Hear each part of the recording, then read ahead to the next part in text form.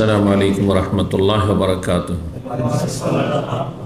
إن الحمد لله نحمده ونستعينه ونستغفره ونعوذ بالله من شرور أنفسنا ومن سيئات أعمالنا. من يهده الله فلا مضل له ومن يضلل فلا هادي له.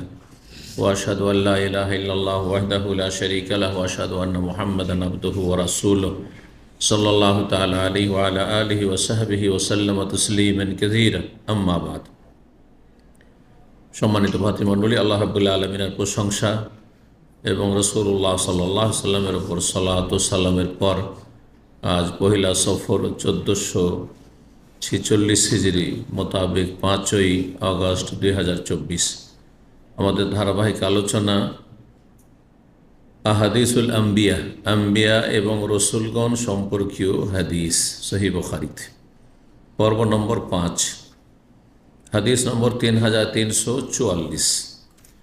বিষয়বস্তু অধ্যায়ে এসেছে হুদ আলাইহিস সালাম এবং তার জাতি আদ সম্প্রদায়, প্রাচীন যুগের এই ধ্বংসপ্রাপ্ত জাতি, যেই জাতিকে আল্লাহ পুরোপুরি ধ্বংস করে দিয়েছিলেন। সেই জাতির কোনো কেউ অবশিষ্ট নেই, কারণ তারা সবাই অবাধ্য ছিল। তো তাদের সম্পর্কে হাদিস রয়েছে। হাদিসে জরুরি না যে আদের কাহিনী থাকবে, হুদ আলাইহিস সালামের কাহিনী থাকবে, বরং আদ সম্প্রদায়ের নাম হয়তো উল্লেখ হয়েছে যে তাদেরকে ধ্বংস করা হয়েছে, অথবা হুদ আলাইহিস সালামের নাম উল্লেখ করা হয়েছে। ঠিক তেমনি এই হাদিসেও আদ সম্প্রদায়ের ধ্বংসের মতো ধ্বংস করব বা তাদেরকে হত্যা করব এই বলে রাসূলুল্লাহ খারিজিদের সম্পর্কে, চরমপন্থীদের সম্পর্কে বলেছেন। জি, তো হাদিসের বর্ণনাকারী আবু সাঈদ খুদরি রাদিয়াল্লাহু তাআলা আনহু তিনি বলছেন যে বাসা আলীউন রাদিয়াল্লাহু তাআলা আনহু ইলা নবী সাল্লাল্লাহু আলাইহি ওয়াসাল্লাম বিযুহাইবাতিন। আলী রাদিয়াল্লাহু তাআলা আনহু নবী সাল্লাল্লাহু আলাইহি ওয়াসাল্লামের কাছে একটি স্বর্ণের ছোট্ট টুকরো প্রেরণ করলেন, পাঠালেন। কোথা থেকে? তিনি যেহেতু গভর্নর ছিলেন ইয়েমানে, রাসূলুল্লাহ তাকে দায়িত্বশীল করে পাঠিয়েছিলেন, ইয়েমান দেশ থেকে পাঠিয়েছিলেন। ইয়েমান দেশ থেকে একটি স্বর্ণের, জাহাব মানে স্বর্ণ, আর জুহাইবাতুন মানে ছোট্ট একটি স্বর্ণের টুকরো। ফাকাসামাহা বাইনাল আরবা, 4 ব্যক্তির মাঝে সেই স্বর্ণের টুকরোটি বিতরণ করে দিলেন। শুধু 4 জনকে দিলেন, যাদের একজনও কুরাইশি নয়, মুহাজির নয় মক্কার, আর একজনও আনসারি নয়। অথচ মুহাজির এবং আনসার গণের ইসলামের খেদমতে সবচাইতে বড়, সবচাইতে বেশি অবদান।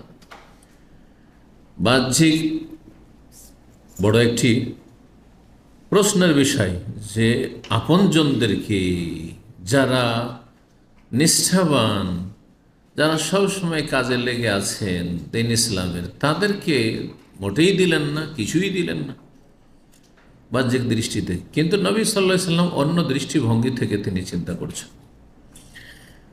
এই বিষয়টি এই হাদিসে সুস্পষ্ট হয়েছে।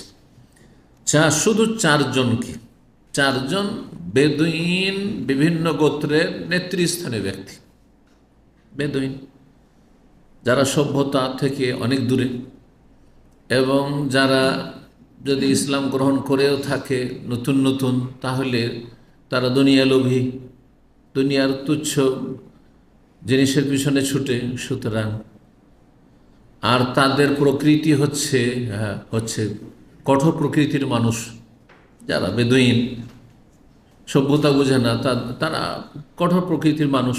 সুতরাং হ্যাঁ তো হ্যাঁ, না তো না, এরকম স্বভাবের। আদিবাসীরা সাধারণত এরকম হয়ে থাকে। আমাদের দেশে যারা আদিবাসী, ওদের স্বভাবগুলো এরকম। আর আরব দেশের বেদুইনরা ওই যুগের আদিবাসী। জি, তো এরা ছিল সব ওই বেদুইন, বিভিন্ন গোত্র যারা নাজদে বসবাস করতো। নাজদ, কাসিম থেকে শুরু করে রিয়াজ পর্যন্ত এই এলাকাগুলি সবগুলি নাজদের এলাকা, উঁচু এলাকা। উঁচা এলাকাকে যে কোনো দেশের নাজদ বলা হয়। যেমন ভারত, বাংলাদেশের পশ্চিমবঙ্গ আছে, বাংলাদেশ আছে, নাজদ, সেখানে নাজদ আছে, মানে উঁচু এলাকা, বরিন্দ্র এলাকা। একজন হচ্ছেন আকরা বিন হাবিস আল হানজালি, অতঃপর সে মোজা সেই বংশের, হানজালি গোত্রের মজাশি বংশের। আকরা বিন হাবিস প্রসিদ্ধ ব্যক্তি বেদুইনদের। দ্বিতীয় ব্যক্তি ওয়াইনা বিন বদর আল ফাজারি, ওয়াইনা। তৃতীয় হচ্ছে জায়েদ আর তাই, তাই গোত্রের। সুম্মা আহাদ বানি নাবহান, নাবহান বংশের একজন ব্যক্তি। কয়জন হলো? আকরা বিন হাবিস আর ওয়াইনা বিন বদর আর জায়েদ তাই, আর একজন বাকি আছে। ওয়া আলকামা বিন ওলাসা আল আমেরি, আলকামা ওলাসার ছেলে, আমেরি গোত্রের। সুম্মা আহাদ বানি কেলাব, বানু কেলাব বংশের। গোত্র আর বংশ, ছোট কে গোত্র বলা হয় আর বড় বংশ। ধরেন আপনার 3 পুরুষ বা 2 পুরুষ ওপরে, এটা আমাদের গোত্র। আর তারপরে 8 পুরুষ 10 পুরুষ, 20 পুরুষ ওপরে। আর ওরা তো 50-100 তারা সংরক্ষণ করে রাখতো, তাদের একটা ভালো বৈশিষ্ট্য। কিন্তু আমাদের দেশের মানুষরা তো 5 পুরুষ ওপরে গেলেন চিনেই নাই যে এরা আমাদের রক্তের লোক, এরা আমাদের বংশের লোক। এটা আমাদের খুব দুর্বল দিক, যেটা ভালো দিক নয়, মন্দ দিক আসলে। এই ক্ষেত্রে আমাদের সজাগ হওয়া উচিত, কারণ রক্তের সম্পর্ক যদি থাকে তার সাথে ইমানের সম্পর্ক, তো স্বাভাবিক তার হকের ক্ষেত্রে আপনি বেশি যত্নবান হবেন। আজকাল ইসলামিক সম্পর্ক, ইমানি সম্পর্ক দুর্বল। আর রক্তের সম্পর্ক, হয়তো রক্তের সম্পর্ক কিন্তু জানছেন না, ওই দাদার পর কাউকে চেনেন না, দাদার বাপকেও চেনেন না, দাদার বাপের যে শাখা প্রশাখা গোত্রগুলি সেগুলোকে চেনেন না, তাহলে তাদের সাথে আর কিসের খাতির আছে? আর তারপরে এই যে 25-50 বছরের মধ্যে এখন যা দেখছি, সুবহানাল্লাহ, এই বিশেষ করে 20-30 বছরের ভিতরে পয়সার সম্পর্ক ছাড়া কোনো সম্পর্ক নেই। স্বার্থের সম্পর্ক ছাড়া, পয়সা না হয় ক্ষমতা, না হয় দুনিয়ার স্বার্থ, ব্যবসা বাণিজ্য, লেনদেন আছে, যোগাযোগ আছে, টেলিফোন আছে, না হলে কিছু নেই। না ইমানি সম্পর্ক, দিনী সম্পর্ক, না আত্মীয়তার সম্পর্ক। দিনী সম্পর্ক যদি আপনি দোহাইও পারেন, তবু দুনিয়ার স্বার্থ ওখানে কাজ করছে। ইল্লা মান রাহিমাল্লাহ, ইল্লা মাশা। আত্মীয়তার সম্পর্ক যদি বলেন তো না, সেখানেও কিন্তু ভেজাল আছে। 5 ভাই, আবার 2 ভাইয়ের সাথে খুবই খাতির, 3 ভাইয়ের খোঁজ খবরই নেন না, ভাইয়ের সাথে খুব খাতির, বোনের খোঁজ খবর নেন না। তাহলে কিসের আত্মীয়তার সম্পর্ক? তার মানে ভাইয়ের সাথে স্বার্থ জড়িত আছে, কিন্তু বোনদেরকে শুধু দিতেই হবে, কিছু পাওয়া যাবে না। অধিকাংশ পরিবারে আমাদের দেশে দেখি ভাইয়ের সাথে, ভাতিজাদের সাথে বেশ গভীর সম্পর্ক, ব্যতিক্রম কোনো কোনো জায়গা আছে, কিন্তু বোনদেরকে সবসময় দূরেই মনে করে, বোনদের ছেলে মেয়েদেরকে দূরেই মনে করে, অথচ একই আত্মীয়তা, সমান আত্মীয়তা। কিসের রক্তের সম্পর্কের কথা বলছেন আসলে? আজকে সেটা দিনী ভাইয়ের সম্পর্কের কথা বলছেন, দিনী ভাই তো সব দিনী ভাই, কিন্তু আবার কারোর সাথে স্বার্থ জড়িত আছে বলে সবসময় খাতে তার সাথে দিনে 10-12 ফোন। আর কি অসুস্থ থাকলেও খোঁজ নেন না, তো সেও দিনী ভাই। জানতে পারলেন যে অসুস্থ, দোয়াটাও করলেন, খোঁজ নিলেন না, তো কিসের দিনী সম্পর্ক? তাহলে এই সম্পর্কগুলো আমাদের দুর্বল হয়ে গেছে। দিনের ভিত্তিতে সম্পর্ক, আর তারপরে কারাবা, আত্মীয়তার সম্পর্ক, এটা ইসলামের বড় গুরুত্ব রয়েছে, এগুলো দুর্বল হয়ে গেছে। আল্লাহ হেফাজত করুন। এখলাসের অভাব, যার ফলে এই অবস্থা। তো যাই হোক, তো গোত্র আর বংশের কথা বলছেন, এদেরকে এই 4 জনকে দেওয়া হইল। ফাগাজেবাদ কোরাইশ ওয়াল আনসার, কোরাইশ বংশের লোকেরা তারা হিজরত করে এসে মদিনায়, আর আনসারের লোকেরা এরা মনক্ষুণ্ণ হইল, রাগান্বিত হয়ে গেল, ভিতরে তাদের খুব অভিমান। রাগ মানে ওই রকম রাগ না, নবী সাল্লাল্লাহু আলাইহি ওয়াসাল্লামের রাগ মানে কি? অভিমান, যে আমরাই সব কিছু করছি, আমরাই জানমালের কোরবানি দিচ্ছি, আর আমাদেরকে কিছুই দিল না, আর এমন লোকদেরকে দিল যাদের ইসলামের খেদমতে 1 পয়সার অবদান নেই, তাদেরকে দিল। কালো, তারপরে তাদের কেউ কেউ মন্তব্য করে ফেলল, ইউতি সানাদিদ আহলে নাজদ ওয়াদাওনা, নাজদবাসীর নেতাদেরকে দিচ্ছে, সানাদিদ নেতাগণ, নেতাদেরকে দিচ্ছে, আর ওয়াদাওনা, আর আমাদেরকে উপেক্ষা করছেন, আমাদেরকে দিচ্ছেন না। নবী সাল্লাল্লাহু আলাইহি ওয়াসাল্লাম কেমন কাজ করলেন? বড় বড় নেতাদেরকে দিচ্ছে, এইসব নাজদের, যাদের সাথে নবী সাল্লাল্লাহু আলাইহি ওয়াসাল্লামের আত্মীয়তা নেই, রক্ত সম্পর্ক নেই।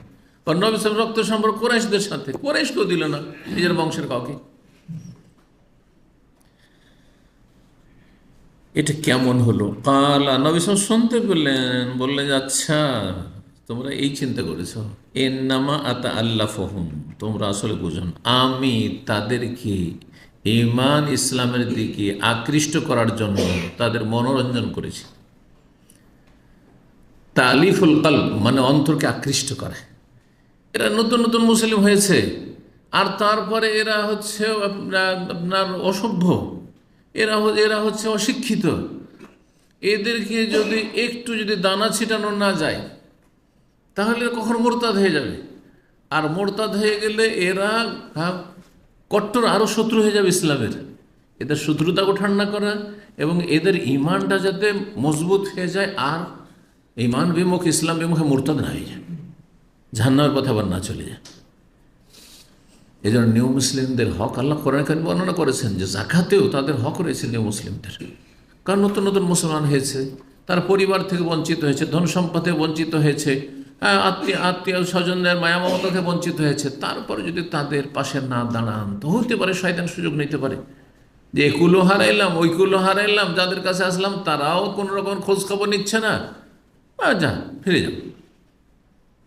এইটাই যেন না হয়। ওয়াল মুআল্লাফাতি কুলুবুহুম, আতা আল্লাফহুম এখানে এসছে আর কোরআনে কারিমের সূরা তাওবার 60 ওয়াল মুআল্লাফাতি কুলুবুহুম, যাদের অন্তরকে আকৃষ্ট করার প্রয়োজন রয়েছে তাদেরকে যাকাত দিতে পারে।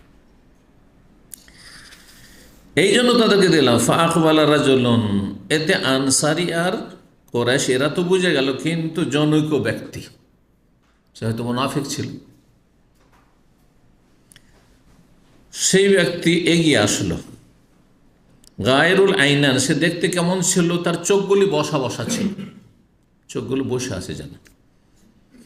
মুশরিফুল ওয়াজনাতাইন, ওয়াজনা মানে হচ্ছে গাল, তার গালগুলি ছিল ঝুলা, ঝুলে আছে। যার গাল কি হয় আপনার মোটাসোটা ব্যক্তি হয়, আর তারপরে ঢিলা ঢালা হয়, যেমন গালগুলো ঝুলে আছে, এগুলো আপনার ঝুলে আছে, থাকে না থাকে না, ঝুলে থাকে। তো এই লোকটির গালগুলি ছিল ঝুলা ঝুলা, ঝুলন্ত। নাতিল জাবিন, আর তার কপালটি ছিল খুব উঁচা উঁচা কপাল। কারো কপাল বসা থাকে, কারো কপাল আবার উঁচা হয়ে থাকে, বেড়ে থাকে। কাস্তুল্লাহিয়া, ঘন দাড়ি বিশিষ্ট ছিল, দাড়ি ঘন ছিল। মাহলুকুন, মাথা মুন্ডন করা ছিল, নেড়া ছিল। এই যে খারিজিদের, প্রাচীন যুগের খারিজিদের একটি লক্ষণ হচ্ছে কি, তারা মাথা নেড়া, মাথা মুন্ডন করে থাকত। চরমপন্থী যেহেতু ছিল, ফরজ গোসলের সময় যদি একটা চুলে পানি না পৌঁছে তো জাহান্নামে যেতে হবে, নামাজ হবে না তখন, সুতরাং মাথায় চুলি রাখবো না, মাথায় চুলি রাখবো না, চরমপন্থী। ফাকালা, ওই লোকটি এসে বলছে, এগিয়ে এসে, ইত্তাকিল্লাহ ইয়া মুহাম্মদ, নাউযুবিল্লাহ, হে মুহাম্মদ সাল্লাল্লাহু আলাইহি ওয়াসাল্লাম, আপনি আল্লাহকে ভয় করেন? মানে আপনি সুবিচার করলেন না, লাম তাদিল, আপনি ইনসাফ করলেন না আপনি। ফাকাল, রাসূল বললেন, মাইয়তি ইল্লাহ ইযা আসাইতু, আমি যদি আল্লাহর নাফরমানি করি তো আল্লাহ আর আনুগত্য করবে বাকে? আমি যদি আল্লাহর নাফরমান হই তো আল্লাহর আনুগত্যকারী আল্লাহকে মানবেই বা কে? কে আছে এমন? আমার চাইতে ভালো মানুষ দুনিয়াতে আছে? আয়ামানুনিল্লাহ আলা আহলিল আরদে, আল্লাহ আমাকে বিশ্বস্ত বলে স্বীকৃতি দিচ্ছেন পৃথিবীবাসীর ওপর। ওয়ালা তা'মানুনি, আর তোমরা আমাকে বিশ্বস্ত মনে করো না, আমানতদার মনে করো না? আল্লাহ আমাকে সাদেক আমিন বলছেন আর তোমরা আমাকে আমানতদার মনে করো না? ফাসআলাহু রাজুলুন, জনৈক ব্যক্তি নবী সাল্লাল্লাহু আলাইহি ওয়াসাল্লামের কাছে এসে আবেদন করলো, কাতলাহু, তাকে খুন করার জন্য। ইয়া রাসূলুল্লাহ দানি আযরিবু উনকা, ছেড়ে দেন আমাকে, অনুমতি দেন, গর্দন উড়িয়ে দেবো। ছিল খালিদ বিন ওয়ালিদ, কোন রিওয়ায়েতে রয়েছে, আহসেবতে রয়েছে আহসেবু খালিদ বিন ওয়ালিদ, আমার ধারণা, বর্ণনাকার বলছেন যে তিনি খালিদ বিন ওয়ালিদ ছিলেন। ফামানা, সে বাধা দিলেন না, না হলে ইসলামের দুশমনরা বলার সুযোগ পাবে কি যে আরে মোহাম্মদ নিজের সাথীর সঙ্গেই কখন করছে, দেখুন অর্ডার দিয়ে দিয়েছে হত্যা করে, তাই না, বলার সুযোগ পেয়ে যাবে। এই জন্য মুসলিমে আপোষের লড়াই, এটা ইসলামের শত্রুদেরকে সুযোগ করে দেবে, ইসলামের শত্রুদেরকে সুযোগ করে দেবে যে দেখো দেখো এই যে ইসলাম ধর্ম এদেরকে বর্বরতা শিখে, দেখো না মুসলিম মুসলিম হ্যাঁ কি করছে, মারামারি করছে, মুসলিম মুসলিমকে ফোন করছে, মুসলিম মুসলিমের বাড়িঘর লুট করছে, মুসলিম মুসলিমের ধন সম্পদ ধ্বংস করছে, মুসলিমেরা নাশকতামূলক কাজ করছে। তাহলে এগুলো এসব কাজ, এগুলো অপকর্ম এবং এগুলি আল্লাহকে অসন্তুষ্ট করে আর আল্লাহর দুশ্মন কাফেরদেরকে খুশি করে, খুশি করে। সতর্ক সাবধান, কখনো কোনো ক্ষেত্রে আপনার দুশ্মন আল্লাহর দুশ্মনকে সুযোগ দেবেন না বলার। নবী সাল্লাল্লাহু আলাইহি ওয়াসাল্লাম যেন কোনো মুনাফিককে, অথচ মুনাফিক জাহান্নামে কাফের চাইতেও নিচে থাকবে, আল্লাহ কোরআনে বলছেন ইন্নাল মুনাফিকিনা ফি দারকিল আসফালি মিনান নার। মদিনায় মুনাফিকরা বসবাস করেছে সারা জীবন, একজন মুনাফিককে আল্লাহ রাব্বুল আলামিনের হুকমে নবী সাল্লাল্লাহু আলাইহি ওয়াসাল্লাম কখনো কি করেন, হত্যা করেননি বা হত্যা করার হুকুম দেননি। যখনই বলা হয়েছে, কখনো মহারাজা বলছে ইয়া রাসূলুল্লাহ, এরা যখন এতই শয়তানি করছে আমাকে তো শুধু অনুমতি দেন না, গর্দনটা উড়িয়ে দিচ্ছি ইবনে ওই মুনাফিকের, হ্যাঁ ঠান্ডা করে দিচ্ছি। বলছে না, লে আল্লাহ তাহাদ্দাসুন নাস, যাতে মানুষ বলার সুযোগ না পায় আন্না মুহাম্মাদান ইয়াকতুলু আসা, মুহাম্মদ তার সাথী সঙ্গীদেরকে খুন করছে, কাউকে চেনে নাই, বিভ্রান্ত করবে, ভুল মেসেজ যাবে মানুষের কাছে।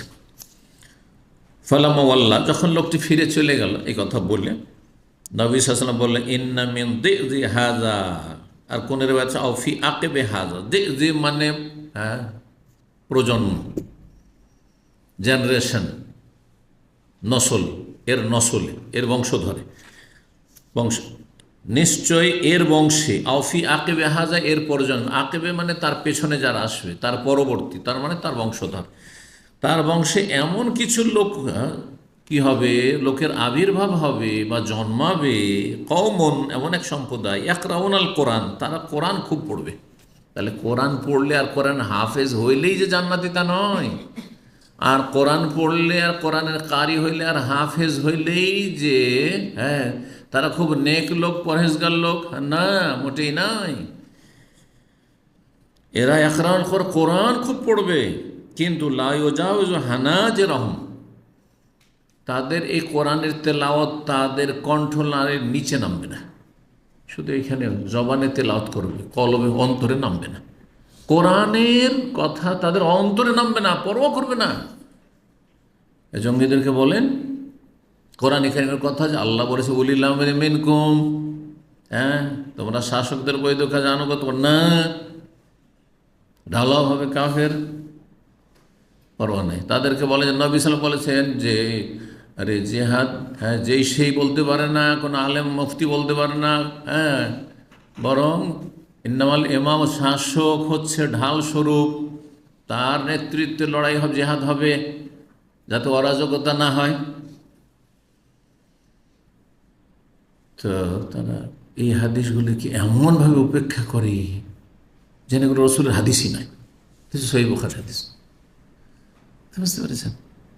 ওদের যেগুলো কাজে আসবে, ওদের পক্ষে যেগুলো পেশ করতে পারে, সেই সে আয়াতের তফসির করার মাহফিলে শুধু বাছাই করা ওই কয়েকটি আয়াত, শুধু যে আয়াতগুলিতে বলা হয়েছে হ্যাঁ তাদের পক্ষে যে কথাগুলি তারা বলে, সেগুলির পক্ষে যে আয়াতগুলি, ব্যাস।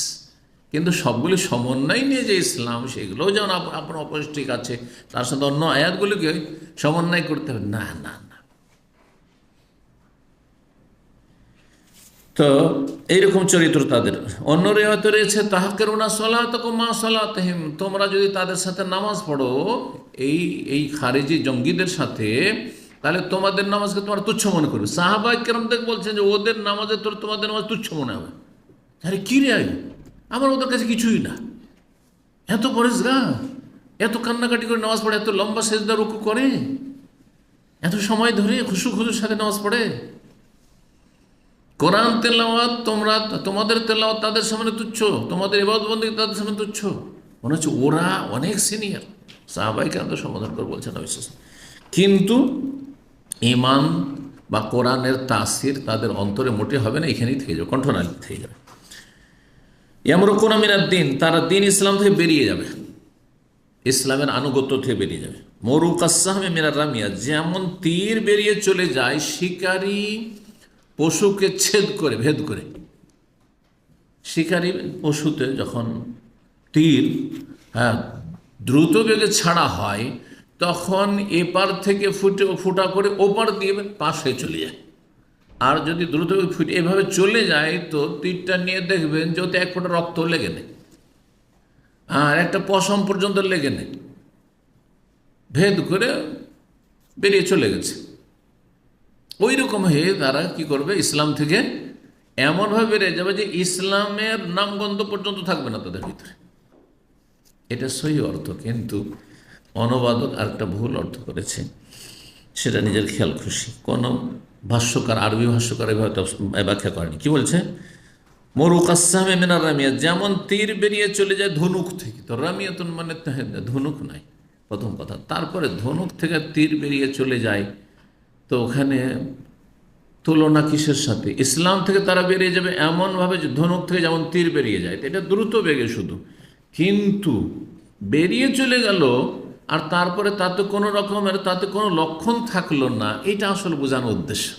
আর এটা তখনই হবে যখন একটা ধরেন হরিণকে তীরটা লাগলো বা খরগোশের তীরটা লাগলো, আর লাগার পরে একদিক থেকে আরেক দিক থেকে বেরিয়ে এমন দ্রুত বেগে চলে গেল যে তাতে কোনো রকমের রক্ত গোস্ত কিছুই লেগে নেই। ঠিক ওই রকমই তারা ইসলামে ঢুকেছে জন্মসূত্রে, ইসলামে ঢুকেছে, আর ঢোকার পর এমনভাবে ইসলাম থেকে বেরিয়ে গেছে যে ইসলামের কোনো কিছুই তাদের জীবনে নেই, নামে মাত্র মুসলিম শুধু। আজকে অধিকাংশই নামে মাত্র মুসলিম, হয় চরমপন্থী আর না হলে এমন শিথিলপন্থী যে জন্মসূত্র শুধু মুসলিম, না আকিদা আছে, না ইবাদত আছে, না ইসলামিক আখলাক আছে, না হালাল হারামের পরোয়া আছে, না জায়েজ বৈধ অবৈধের পরোয়া আছে, এটা আমার জন্য করা ঠিক না ঠিক নয় কোনো জানারও প্রয়োজন নেই, আর আমল করার প্রয়োজন নেই, যা ইচ্ছা তাই করছে। কুপ্রবৃত্তির পূজারী, মুত্তাবে শাহওয়াত, হাওয়া, হালাল হারাম এটা আমার জায়েজ, এর বাড়িটাকে যে আমি জ্বালিয়ে দিলাম, এর গাড়িটাকে আমি জ্বালিয়ে দিলাম, এর বাড়ি ঘর যে আমি ভাঙচুর করলাম বা এইটা করলাম সেটা করলাম, কোনো পরোয়া আছে? কোনো পরোয়া নেই। হয় শিথিলপন্থী আর না হলে এমন চরমপন্থী যে যাদের যেটা শাস্তি নয়, আর যার শাস্তি তার অধিকার নয় সে নিজেই শাস্তি দেবে, আর যার যেটা শাস্তি নয় সেটা দেবে। চরমপন্থী আর শিথিলপন্থী দুই দিকে প্রান্তিকতা, এরাও পথভ্রষ্ট, এরাও পথভ্রষ্ট। তাহলে আমরা যারা নবী সাল্লাল্লাহু আলাইহি ওয়াসাল্লামের সত্যিকার উম্মত, মধ্যমপন্থী। যার যতটা শাস্তি আছে সে শাস্তি হইতে হবে, যার যতটা অপরাধ আছে সেই হিসাবে সে অপরাধকে দেখতে হবে, হ্যাঁ, আর যার যতটা কল্যাণ আছে সে কল্যাণটাকে দেখতে হবে। বুঝা গেছে না? ইসলাম হচ্ছে মধ্যমপন্থী। তারপরে বলছেন রাসূলুল্লাহ সাল্লাল্লাহু আলাইহি ওয়াসাল্লাম আর একটি লক্ষণ, হ্যাঁ, যে ইয়াকতুলুনা আহলাল ইসলাম, তারা মুসলিমদেরকে খুন করবে। তাহলে মুসলিমের বিরুদ্ধে অস্ত্র ধারণ করা এটা জঙ্গিদের, চরমপন্থীদের, পথভ্রষ্টদের কি আদর্শ, বদচরিত্র। ওয়াদাউনা আহলাল আওসান, আর মূর্তি পূজকদেরকে ছেড়ে দেবে। যা যা যা তোরা যখন মূর্তি পূজক, তোরা যখন কাফের মুশরিক, তোরা বিজাতি, তোদের নিয়ে আমাদের মাথা ব্যথা নেই, সব মাথা ব্যথা সব মুসলিম নেই। আজকে বেদাতি যত পথভ্রষ্ট বেদাতিরা আর যারা নাস্তিক ইসলামের শত্রু, এই দুটোই গোষ্ঠী দুই দিকে, কিন্তু একদল বেদাতি মানে অতিরিক্ত ধর্ম পালন করে যেটা ধর্ম নয়, আর আরেক দল ধর্ম পালন করে না জন্মসূত্রে মুসলিম, নাস্তিক, মুনাফিক, তাই না? দুটোই দল একটি পয়েন্টে গিয়ে মিলিত হচ্ছে, সেটা হচ্ছে সৌদি আরবের শত্রুতা। সৌদি আরবের শত্রুতা চিন্তা করে দেখবেন আপনি, নাস্তিক মিডিয়াগুলো, সেকুলার মিডিয়াগুলো সবগুলি সৌদি বিরোধী, সৌদি আরব বিরোধী। তারপর যত বিদাতি মহল, হ্যাঁ, মোল্লা থেকে শুরু করে তাদের মিডিয়া সবগুলি সৌদি আরবের শত্রু, অথচ দুটো দুই সাইডে, তাই না? কিন্তু একটি পয়েন্টে এসে তাদের কত খাতির, কত মেল, বুঝতে পেরেছেন? আর এদের মাথার ব্যথা শুধু যেখানে ইসলাম আছে কিছু ত্রুটির সাথে অধিকাংশ ক্ষেত্রে ইসলাম আছে, তাদের সাথে সবচেয়ে বড় শত্রুতা। এটা খারেজি জঙ্গিদের লক্ষণ, এটা চরমপন্থীদের লক্ষণ, হ্যাঁ, সীমা লঙ্ঘনকারীদের লক্ষণ। ইয়াকতুলুন আহলাল ইসলাম, মুসলিমকে খুন করবে, মুসলিম নিধন করবে। ওয়াদাউন আহল ইসলাম, আর মূর্তি পূজকের কাফেরকে, হ্যাঁ, আল্লাহর দুশমনদেরকে ছেড়ে দেবে। লাইন আনা আদরাক্তহুম, আমি যদি তাদেরকে পেয়ে যাই, মানে তাদের যুগ পেয়ে যাই, এর প্রজন্ম থেকে যারা জন্মাবে তাদেরকে পেয়ে যায়, লাআক্তুল্লাহম কাতলা আদ, আদ সম্প্রদায়ের মতো করে তাদের নিধন করব। আদ সম্প্রদায়ের একটিকেও যে আল্লাহ অবশিষ্ট রাখেননি, 7 রাত আর 8 দিনের অবিরাম ঝঞ্ঝাবায়ু দিয়ে, ঘূর্ণিঝড় দিয়ে ধ্বংস করেছে আল্লাহ রাব্বুল আলামিন, ঠিক ওই রকম এদের একজন করা রাখবে না। কারণ এরা থাকলে এরা হচ্ছে কি ক্যান্সার, মুসলিম জাতির ক্যান্সার। 3345 নম্বর হাদিস বর্ণনা করছেন আব্দুল্লাহ বিন মাসউদ থেকে, তার ছাত্র আসওয়াদ তাবেঈ, তিনি বলছেন, আব্দুল্লাহ বিন মাসউদ রাদিয়াল্লাহু তাআলা সামি'তু নবী সাল্লাল্লাহু আলাইহি ইয়াকরাউ, নবী সাল্লাল্লাহু আলাইহি ওয়াসাল্লাম এই আয়াত তেলাওয়াত করেছেন, সূরা কামর আয়াত নম্বর 15, ফাহাল মিল মুদ্দাকির, তোমাদের মধ্যে কেউ উপদেশ গ্রহণকারী আছে কি? এই সম্বোধনটি আদ সম্প্রদায়কে, হুদ আলাইহিস সালাম আদ সম্প্রদায়কে, নিজের জাতিকে বলেছে, ফাহাল মিল মুদ্দাকির, তোমাদেরকে যে আমি আল্লাহর কথা, আল্লাহর দ্বীনের কথা বলছি, আর পাপ মুক্ত হতে বলছি, শিরক কুফরি ছাড়তে বলছি, তো তোমাদের মধ্যে কেউ উপদেশ গ্রহণকারী আছে? এটি সেই মর্মে 17 নম্বর অধ্যায় বলছেন, বাবু কওলিল্লাহ তাআলা, এই অধ্যায় মহান আল্লাহর বাণী সম্পর্কে, ওয়াইলা সামুদ আখাহুস সালেহা, সামুদ গোত্রের উদ্দেশ্যে বা সামুদ জাতির উদ্দেশ্যে আল্লাহ রাব্বুল আলামিন প্রেরণ করেছিলেন তাদের ভাই সালেহ আলাইহিস সালামকে। তাহলে সামুদ সম্প্রদায় একটি কাফের সম্প্রদায়, যাদেরকে আল্লাহ ধ্বংস করেছেন। আর তাদের বসবাস ছিল কোন এলাকায় বলতে পারেন? হ্যাঁ, কে বলতে পারে? হ্যাঁ, কোথায়? হ্যাঁ, না, ওইটা ছিল আদ সম্প্রদায়, গত যেটা হয়ে গেছে আদ সম্প্রদায় ওইটা। আর সামুদ সম্প্রদায়, যাদেরকে একটা উষ্ট্রি দেওয়া হয়েছিল মোজেজা হিসাবে, একদিন উঠে পানি পান করবে, একদিন তোমরা, কিন্তু উটকে তারা জবাই করে দিল। আর সে উট তাদের এত দুধ দিত যে তাদের গোটা বংশের জন্য যথেষ্ট ছিল। তারপরে নিয়ামতের মূল্যায়ন তারা করে না, নবীর প্রতি ঈমান নিয়ে আসেনি। হ্যাঁ, ফাকারুহা, সেই উটকে তারা জখম করলো, তারপর হত্যা করে দিল। তখন আল্লাহ রাব্বুল আলামিন তাদেরকে ধ্বংস করেছিলেন। এদের এলাকা হচ্ছে মদিনা থেকে উত্তর দিকে খাইবার, 170 কিলোমিটার, তারপরে আরও 150 কিলোমিটার দূরে আল ওলা, মদিনা থেকে প্রায় 400 কিলোমিটার মতো হবে কাছাকাছি, আল ওলা নামক এলাকায়। জি, এখন এটা খুব ট্যুরিস্ট এরিয়া হয়েছে, সারা বিশ্ব থেকে, হ্যাঁ, মানুষরা আসছে।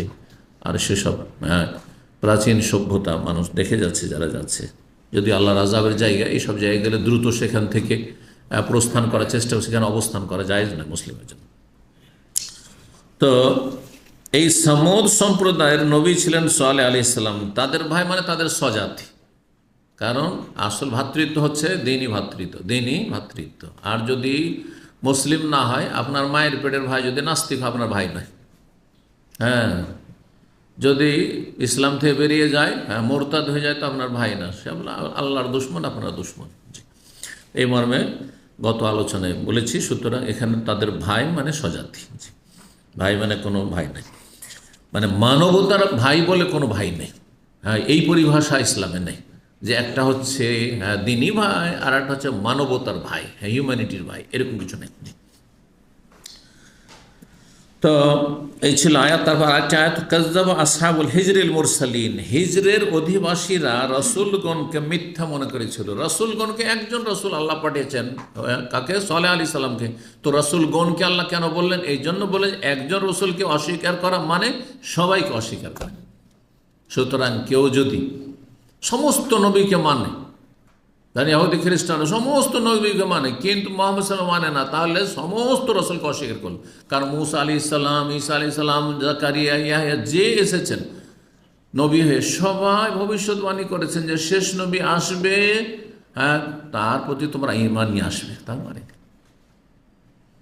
এমনকি আমরা মুসলিম যদি মুহাম্মদ সাল্লাল্লাহু আলাইহি ওয়াসাল্লামকে মানলাম, একজন নবীকে শুধু মানলাম না, সমস্ত নবীকে মানলাম, কিন্তু ইহুদিদের সাথে যেহেতু শত্রুতা, আর তোমাদের নবী মুসা, সুতরাং মানি না, কাফির, মুসলিম না। কারণ তিনি আগে আমাদের নবী। হ্যাঁ, তাদের হেদায়েতের জন্য এসেছিলেন, কিন্তু তারা মুসা আলাইহিস সালাম আদর্শ থেকে চ্যুত হয়েছে, আদর্শ থেকে সরে গেছে, পথভ্রষ্ট হয়েছে, জাহান্নামের রাস্তা নিয়েছে। সুতরাং আমরা হচ্ছে সত্যিকারের মুসা আলাইহিস সালাম অনুসারী, আমরা হচ্ছে ঈসা আলাইহিস সালাম অনুসারী, আমরা হচ্ছে সমস্ত নবী রাসূলগণের অনুসারী।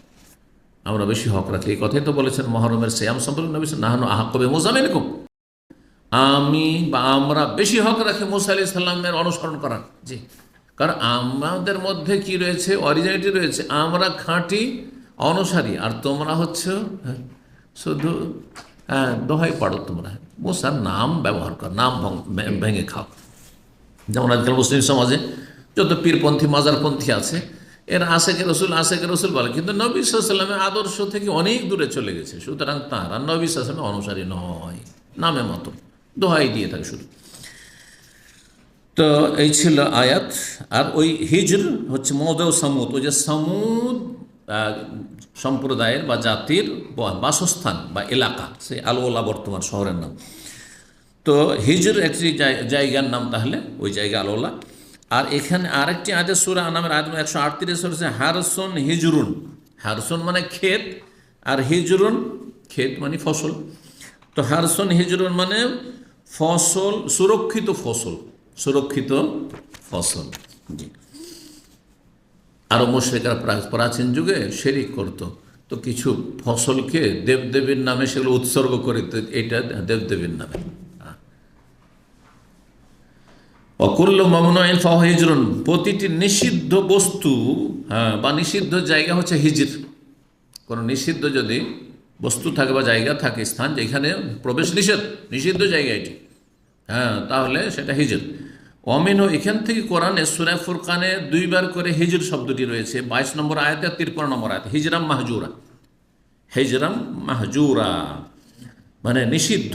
কি হিজরাম মাহজুরা? দুর্লঙ্ঘ প্রাচীর, মানে এমন নিষিদ্ধ জায়গা যে সেখানে দুর্লঙ্ঘ কি প্রাচীর দেওয়া রয়েছে, যেটা লঙ্ঘন করে যাওয়া সম্ভব না। ওয়াল হিজরো, আর হিজর আরবি ভাষা বলে কুল্লু বেনায়ন, প্রতিটি নির্মাণ, বানাই তাহু যেটাকে তুমি তৈরি করলে, অমা হাজারতা আলাইহিমাল আরজ, আর যেই জায়গাটাকে তুমি কি করে দিলে, ঘিরে দিলে, তার মানে সেখানে আর কাউকে ঢুকতে দিবে না। হ্যাঁ, তো এটাকে হিজর বলা হয়, ফাওয়া হিজর, সেটাকে হিজর বলা হয়। এখান থেকেই হাতিম, বাইতুল্লাহর হাতিমের অংশটিকে হিজর বলা হয়। এই জায়গার নাম জানেন? যেই জায়গাটির কিছুটা দেয়াল উঁচা করে, মানুষ সমান দেয়াল উঁচা করে ঘেরা আছে কাবার উত্তর দিকে, ঠিক আছে না? সেই জায়গার নাম কি? হাতিম। কোনটার নাম জানেন? হাতিম জানেন না? হাতিম। আর এই জায়গার অপর নাম হচ্ছে হিজর। কেউ এটাকে হিজরে ইসমাইল বলে, মনে করে থাকে যে ইসমাইল আলাইহিস সালাম ওখানে করে লালিত পালিত হয়েছেন বা ওখানে করে হাজেরা ছিলেন, কিন্তু এগুলো কিচ্ছা কাহিনী, ওর সাথে কোনো সম্পর্ক। সুতরাং হিজরে ইসমাইল নয়, নবী হিজর বলেছেন হাদিসে। হিজর মানে সুরক্ষিত স্থান, ঘেরা আছে জায়গাটুকু, কাবারি অংশ সেটুকু। কান্না মুশতাকুন মিন মাহতুম, এই হাতিম শব্দটি কোথা থেকে এসেছে? মাহতুম থেকে। যেমন কাতিল, কাতিল কাকে বলা হয়? নিহত ব্যক্তিকে কি বলা হয়? যাকে হত্যা করা হয়েছে। কাতিল মানে মাকতুল, নিহত। মিন মাকতুল। ওয়ায়ুকালু লিল উনসা মিনাল খাইল, এইরকমই আরবরা মাদি ঘোড়াকে হিজর বলে থাকে, মাদি ঘোড়াকে হিজর বলে থাকে। ওয়ায়ুকালু লিল আকল, এবং আরবি ভাষায় বিবেককে, জ্ঞান, বিবেক বুদ্ধিকে আকল মানে কি? আকল তো বলি, আকলকে আমরা বিকৃত করি আক্কেল। আক্কেল নেই, কিন্তু আক্কেল না, শব্দটি আকল আসলে। জি, আকল মানে বেঁধে রাখা। একেল হওয়া তো আক্কাল, ওঁট বেঁধে আল্লাহর ভরসা করো, তো আকালা আকল বেঁধে রাখা। তো আকলকে আকল কেন বলা হয়? এই জন্য যে বিবেক, সুস্থ বিবেক মানুষকে অন্যায় বাধা দেয়, অন্যায় থেকে বাধাগ্রস্ত করে। বিবেক আমার বাধা দিচ্ছে বলছেন না, এটা আমার বিবেক মেনে নিতে চায় না, সুস্থ বিবেক। কিন্তু বিবেকের উপর যখন আবেগ প্রাধান্য পেয়ে যায়, বিবেককে যখন কাজে লাগান না, হই করছেন হ্যাঁ বোকার মতো, তখন আর বিবেক কাজ করে না, ছোট বাচ্চার মতো কাজ করছেন অথবা জালেমের মতো কাজ করছেন। জি, তো যেমন কাতিল মানে মাকতুল হয়, ঠিক তেমনই বলছে। তারপরে এই মাদি ঘোড়ার কথা হলো, তারপরে আকল, আকলকেও হিজর বলা হয়, কারণ হ্যাঁ সেটাও মানুষকে কি করে, সুরক্ষিত রাখে। জি, হিজর আর হেজাও বলা হয়, হেজা, জি, জুল হেজা মানে জ্ঞানবান ব্যক্তি। ও হাজরুল ইয়ামামা, আর হাজর, হিজর থেকে যদি হাজর পড়েন জবর দিয়ে, বলছেন হাজরুল ইয়ামামা মঞ্জিল, মঞ্জিল বাসাকে, বাড়িকে হাজর বলা হয়। 3377 নম্বর হাদিস, আব্দুল্লাহ বিন জামা রাদিয়াল্লাহু তাআলা বলছেন, সামিতুন নবী সাল্লাল্লাহু আলাইহি ওয়াসাল্লামকে বলতে শুনেছি, ওয়া যাকারাল্লাযী আকারান নাকা, ওই ব্যক্তির কথা আলোচনা করলেন নবী সাল্লাল্লাহু আলাইহি ওয়াসাল্লাম, যেই ব্যক্তি সমুদ সম্প্রদায়ের মধ্য থেকে যেই উষ্ট্রিটি মোজেজা হিসাবে আল্লাহ দিয়েছিলেন, পাহাড়ের পাথর থেকে বেরিয়ে এসেছিল, পাহাড়ের পাথর থেকে চিৎকার করতে করতে উষ্ট্রিটি বেরিয়ে এসেছিল, যে উটটা বেরিয়ে আসবে, এটা হচ্ছে আমার কি মোজেজা, আর তোমরা ঈমান নিয়ে আসো। এত বড় মোজেজা দেখানোর পরও তারা ঈমান নিয়ে আসে, এত অসাধারণ বস্তু যে চোখের সামনে দেখছে যে একটা পাথর, হ্যাঁ পাহাড়ের একটা অংশ বিশাল পাথর, আর তারপরে সেখানে কোনো উট নেই, কিচ্ছু নেই, আর পাথর থেকে পাথর ফাটলো, আর সেখান থেকে একটা উট বেরিয়ে আসলো, আর তাও 10 মাসের গাভীন উঠছে, হ্যাঁ পেটে বাচ্চা, আর তারপরে বাচ্চা দিল, আর এত দুধ দিতে লাগলো যে গোটা বংশ দুধ খাচ্ছে, তা মন ভরে। তাতে আল্লাহ শুকরিয়া আদায় করলো না, ঈমানও নিয়ে আসলো না। যারা বিশ্বাস করবে না, মানবে না, শয়তান যাকে পেয়ে গেছে, ওর গ্রাস করেছে, কোনো কিছু দিয়ে মানানো যাবে না। মক্কার কাফেররা নবী সাল্লামকে চ্যালেঞ্জ করেছিল যে তুমি যদি নবী হও তো চাঁদকে 2 টুকরো করে দেখাও তো। চাঁদ 2 টুকরো হয়েছিল না হয়নি? যখন হয়ে গেল তখন কি বললো, আরে এই তো বড় জাদুকর, এ তো বড় জাদুকর, এতদিন তো ভাবছিলাম যে এর জমিনে জাদু চলে, তো আকাশও জাদু চলছে। দেখলেন তো, যে ঈমান নিয়ে আসবে না, না না না না, যে বদনসিব জাহান্নামী, ও হেদায়েত হবে না, আর যে জান্নাতি সহজে হেদায়েত হয়ে যাবে। বিবেকহীন। তো যেই ব্যক্তি সেই স্ত্রীকে জখম করেছিল, সেই ব্যক্তি সেই সমাজের সবচেয়ে কুখ্যাত ব্যক্তি, খারাপ মানুষ ছিল, আশকাল কওম হাদিস রয়েছে। যেমন নবী সাল্লাল্লাহু আলাইহি ওয়াসাল্লামের আমলে উকবা বিন মুয়াইত, যেই ব্যক্তি নবী সাল্লাল্লাহু আলাইহি ওয়াসাল্লামের কাঁধের উপর উটের ভুঁড়ি চাপিয়েছিল, তাকে ইজম বাস আশকাহা, সেই ব্যক্তি হচ্ছে সবচেয়ে নিকৃষ্ট ব্যক্তি। যে নবী সাল্লাল্লাহু আলাইহি ওয়াসাল্লাম সালাত অবস্থায় নামাজ পড়ছেন, সিজদায় পড়ে আছেন, আল্লাহর সবচেয়ে নিকটবর্তী, এই অবস্থায় সেই সময় উটের ভুঁড়ি এমন করে চাপিয়ে যান, আর উঠতে পারছেন না। আল্লাহ, দুইজনকে তুলনা করা হয়েছে যে দুইজন সেম। এই উম্মতের সবচেয়ে নিকৃষ্ট ব্যক্তি হচ্ছে উকবা বিন মুয়াইত, হ্যাঁ লানাহুল্লাহ, জাহান্নামে পৌঁছে গেছে, আর ওহদের যুদ্ধে সে জাহান্নামে পৌঁছে গেছে। আর সমুদ সম্প্রদায়ের ওই ব্যক্তি ছিল, জি, কেদার বিন সালেফ তার নাম, তাফসীর কিতাবে এসেছে। কালা ফান্তাদাবা লাহা রাজুলুন যু ইজ্জাতিন ওয়া মানআতিন ফি কওমিহি কাবি জামা, সেই ব্যক্তি দেখতে আবু জামার মতো ছিল, সে দাঁড়ালো, মানে আপোষে তাদের মিটিং চলছে যে কে আজকে হ্যাঁ এইরকম বীর পুরুষ আছে, যে এই যে সালেহ আমাদের নবী বলছে, সে নবী দাবি করছে, আর তার যে উষ্ট্রি আছে, এই উষ্ট্রিটা কে জবাই করতে পারবে। তখন লাফ দিয়ে উঠল এমন ব্যক্তি যে যেই ব্যক্তি বড়ই দাপটওয়ালা ব্যক্তি আর শক্তিশালী মানুষ ছিল, হ্যাঁ শারীরিক গঠনের দিক দিয়ে সুঠাম, আর বড়ই দুঃসাহসী ব্যক্তি ছিল, নিজ সম্প্রদায়। আল্লাহ রাব্বুল তাদের সবাইকে ধ্বংস করেছেন।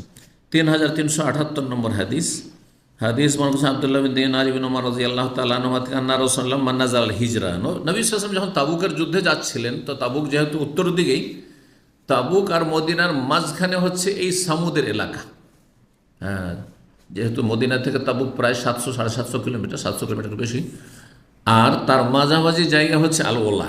তো ওই জায়গায় গিয়ে সাহাবা একরাম জানতেন না যে এই জায়গায় আল্লাহর আযাব এসেছে, বা যেখানে আল্লাহর আযাব এসেছে সেখানে বেশি অবস্থান করতে নেই, সেখানে খাবার দাবারের কোনো আয়োজন করতে নেই, সেখানকার পানি নিতে নেই, এসব জানতেন না সাহাবা একরাম। তো তখন তারা তাই করেছে। বলছেন ওই মর্মে, যখন হিজর নামক স্থানে অবতরণ করে নবী সাল্লাল্লাহু আলাইহি ওয়াসাল্লাম ফি গাজওয়াত তাবুক, তাবুক যুদ্ধে, আমারাহুম তাদেরকে নির্দেশ দিলেন, আল্লাহ ইয়াশরাবু বিরহা, এখানকার কূপ থেকে পানি পান করবে না, কারণ আল্লাহর গজবের অংশ রয়েছে। ওয়ালা ইয়াস্তাকু মিনহা, এখান থেকে পানি তোমরা নেবেও না, পানি পানও করে পানি নেবেও না। ফাকালু কাদ আজান্না মিনহা,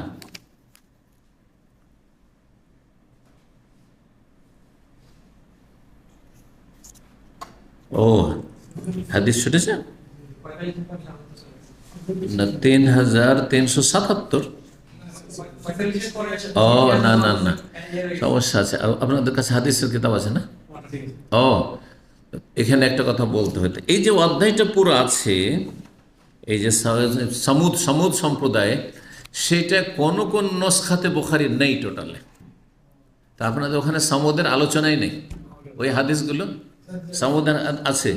সামুদের যদি থাকে তাহলে প্রথম হাদিস তো এই হাদিসটি 3377 এটা আছে, আর তারপরে 3378 এই তাবুকের এই হাদিসটা এখানে এসছে, এইভাবে আমার কাছে এসছে। কপিতে কোনো কোনো কপিতে টোটালি অধ্যায়টা নেই, চ্যাপ্টারটাই নেই, অধ্যায়টা নেই। যেমন আমার কাছে যেটা বাংলা আছে সেটাতে এই চ্যাপ্টারটাই নেই। সুতরাং যদি নাও থাকে আপনাদের কাছে হাদিস, তো জেনে নেবেন যে বুখারীর পাণ্ডুলিপি বিভিন্ন কপি আছে। এটা যেখান থেকে ছাপানো হয়েছে কোনো একটা কপির উপর নির্ভর করেছে, বা বেশ কিছু পাণ্ডুলিপির ওপর, আর ওইটা অন্য কোনো পাণ্ডুলিপির নির্ভর করেছে, যার ফলে তাতে হাদিসের সংখ্যায় অথবা এতে কম বেশি রয়েছে। তারপরে কিছু কিছু অধ্যায় গায়েব আছে, সেটা নাই। তো যেমন ওতে যেটা বাংলা অনুবাদ আছে সেটা এই অধ্যায়টা নেই মোটে। এই জন্য হাদিস সামনে গিয়ে মিলবে, যখন আপনার ইয়াজুজ মাজুজের কেস আসবে তখন গিয়ে মিলবে। তো চলেন আমরা ইনশাল্লাহ ইয়াজুজ মাজুজের এতে পৌঁছে যাব ইনশাআল্লাহ। তো বলছেন যে যখন হিজর নামক স্থানে অবতরণ করলেন ফি গাজওয়াতে তাবুক যুদ্ধের সফরে, আমার তাদেরকে বললেন যে সেখানকার কূপ থেকে তোমরা পানি পান করবেন না এবং সেখান থেকে পানি নেবেও না তোমরা, হ্যাঁ, যে পানি মশাকে ভরে নেবে। ফাকালু, তখন তারা বললেন কাদ আজান্না মিনহা ইয়া রাসূলুল্লাহ, আমরা তো জানতাম না যে এখানে আল্লাহর গজবের জায়গায়, তো এখান থেকে পানি নিতে হবে না, এখানকার পানি পান করতে হবে না, আর এখান থেকে পানি সঞ্চয় করতে হবে না। আমরা তো আটা সেনে ফেলেছি, আটা সেনে ফেলেছি। ওয়াস্তাকাইনার, সেখান থেকে পানি আমরা নিয়েও ফেলেছি মশকে। ফামারাহু, তাদেরকে নির্দেশ দিল আইয়াতরাহু যালিকাল আজিন, যে আটা সেনেছো ফেলে দাও, আটা বা ছাতু যা সেনেছো ফেলে দাও। ও ইহরুকু জালিকা, যেই পানি তোমরা মশকে তোমরা নিয়েছো সঞ্চয় করেছো সেই পানিও ফেলে, এখানকার পানি নেবে না। ও ইউরুয়ান সাবরা বিন মাবাদ আবি শামুস আন্নান আমার বেল কাইতম, এমনকি যা খাবার ছিল, যে পানি মিস করা হয়েছে, মানে ছাতু টাতু যা ছিল সব ফেলে দিতে বললেন। আবু যর রাদিয়াল্লাহু আনহু বলছেন নবী সাল্লাল্লাহু আলাইহি ওয়াসাল্লাম থেকে, মানি এটা জানাবে মাই, যারা এইখানকার পানি দিয়ে আটা বা ছাতু সেনেছে তারা সব যেন ফেলে দেয়, না খায়। কারণ আল্লাহর গজব, এখানে গজবের অংশ থাকতে পারে। আল্লাহর অসন্তুষ্টি, গজব, ক্রোধ, যেই জায়গায় আল্লাহর আযাব নামে সেখানে আল্লাহর ক্রোধ থাকে, আল্লাহর ক্রোধ থাকে। এই জন্য সেই জায়গায় যেতেই হবে না, দূর দিয়ে যাও, হ্যাঁ, অন্য রাস্তা দিয়ে। আর যদি সেখান দিয়ে যেতে হয়, যে বিকল্প রাস্তা নেই, তাহলে কান্না ভাব নিয়ে যেতে হবে। জি, আল্লাহ রাব্বুল আলামিনের কাছে কান্না ভাব নিয়ে সেখান দিয়ে তাড়াতাড়ি অতিক্রম করতে হবে এবং আল্লাহর গজবকে ভয় করতে হবে। জি, কত আল্লাহর ক্রোধ থাকে পাপের জায়গায়, যেখানে পাপ হয়, যে এক কথা। আর সবচেয়ে বড় পাপ হচ্ছে কুফর, শিরক, হ্যাঁ, হত্যা করা, হ্যাঁ, ইত্যাদি, জুলম অত্যাচার করা, লুটপাট করা। 3379 নম্বর হাদিস। হাদিস আব্দুল্লাহ বিন উমর রাদিয়াল্লাহু তাআলা আনহু বর্ণনা করছেন এবং তিনি বলছেন, আন্নান নাস নাযালু মা রাসূলিল্লাহ, লোকেরা রাসূলুল্লাহ সাল্লাল্লাহু আলাইহি ওয়াসাল্লাম অবতরণ করলো আরজা সামুদ, সামুদ সম্প্রদায়ের এলাকায়, হিজর নামক স্থান, আল হিজর। ওয়াস্তাকাউ মিন বিরিহা, সেখানকার কূপ থেকে পানিও তারা নিয়ে ফেলেছিল। ওয়াতাজানু বিহা, তারা আটা বা ছাতুও সেনেছিল। ফাআমারাহুম রাসূলুল্লাহ আন ইউহরিকু মাস্তাকাউ মিন বিয়ারিহা, রাসূল তাদের নির্দেশ দিলেন যে তোমরা এই পানিকে বহিয়া দাও, যেই পানি তোমরা গ্রহণ করেছো সেখানকার কূপ থেকে। ওয়াইয়ালিফুল ইবলাল আজিন, যে আটা বা ছাতু সেনেছো তোমরা নিজেরা খেও না, তোমাদের উটকে খাওয়াই দাও, চলো তোমাদের উটকে খাওয়াই দাও। তাদেরকে বলে যে একটি শুধু এই এলাকায় কূপ আছে, সেই কূপ থেকে পানি নিতে পারবে, যেই কূপটি থেকে সে মুজিজার উষ্ট্রিটি পানি পান করত। ওই একটি হচ্ছে, হ্যাঁ, আল্লাহ সন্তুষ্টির জায়গা, সেখান থেকে নিতে পারো। বাকি যেগুলো তাদের কূপটুপ ছিল, যে কূপগুলো ওই গজবপ্রাপ্ত জাতি সমুদ সম্পদ ব্যবহার করতো, সেগুলিতে যা পানি নিয়েছে সব ফেলে দাও, আর সেখান থেকে আটা ছাতু সেনেছে তাও ফেলে দাও। 3380 নম্বর হাদিস। নবী সাল্লাল্লাহু আলাইহি সাল্লাম বলেন, সালেম বিন আব্দুল্লাহ তার পিতা আব্দুল্লাহ বিন ওমর থেকে বর্ণনা করছেন যে আন্নান নবী সাল্লাল্লাহু আলাইহি ওয়াসাল্লাম মাররা বিল হিজর, নবী সাল্লাল্লাহু আলাইহি ওয়াসাল্লাম যখন হিজর নামক স্থান হয়ে অতিক্রম করলেন, মানে আল ওলা হয়ে, লা তাদখুলু মাসাকিনাল্লাযিনা যালামু, তখন বললেন নবী সাল্লাল্লাহু আলাইহি ওয়াসাল্লাম, তোমরা জালেমদের বাসস্থানে ঘর বাড়িতে প্রবেশ করবে না। তার ধ্বংসাবশেষ যেগুলো ছিল, হ্যাঁ, পাহাড় কেটে কেটে তারা বাড়ি ঘর তৈরি, এত শক্তিশালী জাতি ছিল যে ওয়াসামুদাল্লাযিনা জাবুস সাখরা বিল ওয়াদ, আল্লাহ বলছেন ওয়াসামুদাল্লাযিনা, স্মরণ করো ওই সামুদ সম্প্রদায়কে যারা জাবুস সাখরা, সাখরা মানে পাথর, পাথর কেটে কেটে বাড়ি তৈরি করত। আজ কেউ পাথর কাটার জন্য কত মেশিন আর কত রকমের কি লাগে, হ্যাঁ, কেমিক্যাল লাগছে, কিন্তু তখনকার যুগে সুবহানাল্লাহ সামুদ সম্প্রদায় 6000-7000 বছর আগের ঘটনা, তারও বেশি হইতে পারে, তার কম হবে না। সেই যুগে তারা পাথর কেটে কেটে বাড়ি তৈরি করতো, চিন্তা করে তারা কত শক্তিশালী জাতি ছিল। কিন্তু আল্লাহর কুদরতের কাছে যতই শক্তিধর হোক না কেন অসহায়। আর এখান থেকে শিক্ষা নেওয়া উচিত মানুষকে, এখান থেকে শিক্ষা নেওয়া উচিত নিজের শক্তির যেন অপব্যবহার না হয়, নিজের শক্তির কারণে কারণে জুলম অত্যাচার না হয়, না একদিন অবশ্যই পতন ঘটবে, একদিন বড়ই লাঞ্ছিত হইতে হবে, এতে কোনো সন্দেহ নেই। দুনিয়ায় আল্লাহ অনেক সময় ছেড়ে দেন, আবার ধরেন, আর ধরলে খুব কঠিন করে ধরেন। আর যে দুনিয়া ছেড়ে দেন তাতেও ধোঁকা খাওয়ার কিছু নাই, যে আমার তো কিছু হইল না, আখেরাত তো আছে, মরার সাথে সাথে আল্লাহ ধরবেন। ইন্না বাতশা রাব্বিকা লাশাদীদ, সতর্ক সাবধান। নবী সাল্লাল্লাহু আলাইহি ওয়াসাল্লাম, তোমরা তাদের বাসস্থানে প্রবেশ করবে না যারা অত্যাচারকারী ছিল, জালেম ছিল।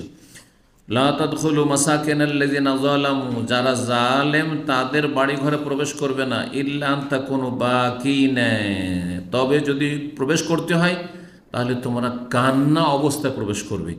আইয়ুসিবাকুম মা আসাব, কারণ সম্ভবত আশঙ্কা রয়েছে যে তোমাদের ওপর তাই আপতিত হইতে পারে যা তাদের উপর আপতিত হয়েছিল, তাদের উপর যে আযাব এসেছিল সেই আযাব তোমাদের উপর নেমে আসতে পারে।